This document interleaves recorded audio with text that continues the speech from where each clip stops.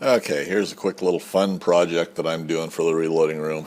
As we've seen before, I've got a fairly substantially well-equipped reloading room. I'm pretty confident that I can reload anything that I consider to be precision ammunition for my needs. And I'm always looking for little ways to improve it. Now, there's going to be some major improvements and some major changes to my reloading room over time because I develop different techniques and do things differently and am adding different calibers and stuff. So I'm always making changes. I'm always learning along the way. But for the most part, I'm pretty well set up. So this little project is just one I spent probably about an hour on. And all it is just kind of tidying up the reloading room, maybe making it a little more efficient, but it's just a little bit of what I consider to be bling. So all I'm doing here is I've taken some 3/4 inch aluminum angle and we're popping some holes in it. It's going to be a little rack here, and these holes are just over 5/16 of an inch thick, or they're just over 5/16 of an inch diameter, I guess. And I'm going to go back and slot them out so they can be loaded from the front. Like I say, just a little project. I've punched 5 holes in here. 4 is realistically all I needed. But what I did was I took this piece of angle, or this piece of angle aluminum, and 3/4 inch angle, and I cut it to, I believe this is a 4.5 inch piece, and I built 2 of these. So I just took that 4.5 inch piece because that was what fit into the space that I wanted to mount it on. So I just adjusted the hole spacing and the number of holes according to the stock that was set up for that particular position. So these are just little slots being cut out so it can be loaded from the front. I fast forwarded through almost all of this machining. It's just standard machining and everything. We're going through deburring it, setting it in. There's absolutely nothing precision about this whatsoever, other than I wanted the hole spacing to be right and for it to look aesthetically pleasing for the job I wanted it to do. Now this is just a little retaining groove that I'm machining down into the top of it, and I adjusted the stock 2 or 3 times just because for whatever reason I didn't get it set completely level and it wasn't really cutting the way it should have been. So I made a couple of adjustments here, and this is a 3/8 end mill that I'm running through here to cut this groove. I did go back and widen this groove a little bit more, so we've got a little bit wider than 3/8, and like I say, this is just a little retaining groove that'll stop stuff from falling out from the front of it.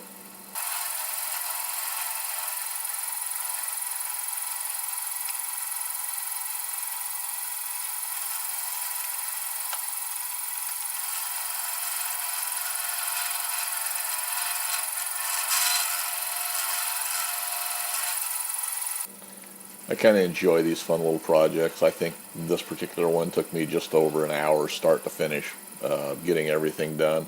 And I didn't make any prints for it. I didn't do anything. This was all done on the fly, just to accommodate what it needed to do. And as I said before, absolutely nothing precision here at all. It was all set up by eye, and I machined both of them to end up being the same. So they're 2 virtually identical parts, or close enough to being identical for my needs, and just going back, rounding the edges, smoothing it up a little bit, what we can on the machine. And I think after we finish this, we'll go back and hit it with a file a little bit, see if we can't get it rounded and cleaned up. I already put a couple of mounting holes on the back to screw it up onto the wall, and we'll get it smoothed up. Like I say, it looks going to look fairly nice here. Or I want it to look fairly nice when we're done with the project. You know, I haven't spent a whole lot of time, but it's one that will, you know, this is kind of a timeless project. It's not something you're going to outgrow. It's going to be on the reloading room wall for forever and ever probably. So we're going to take the time, make it look nice and smooth, and make it to where it's, you know, just one more of those little things that makes your reloading room a little bit nicer to work in. So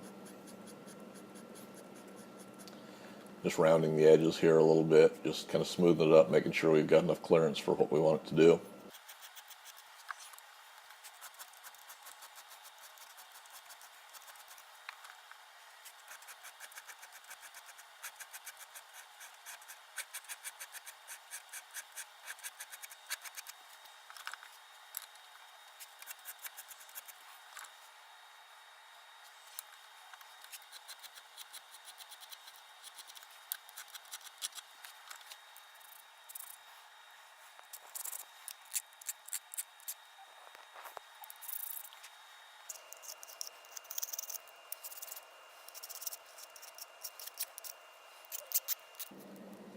Yeah, there's the parts after we've kind of deburred them, rounded the edges and everything. You can see a little bit of that trough that was cut into the top.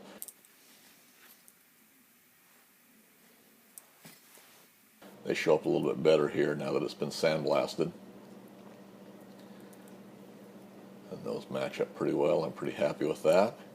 And from there, if we hadn't guessed, they go to the powder coat oven.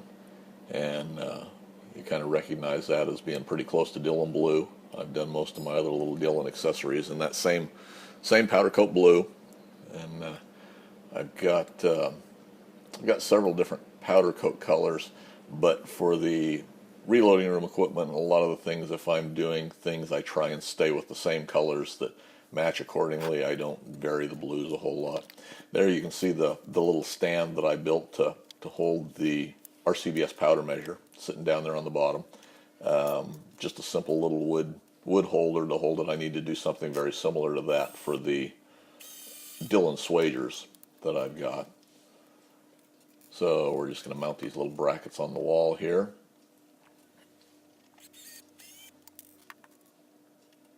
Got a real good view of my shoulder.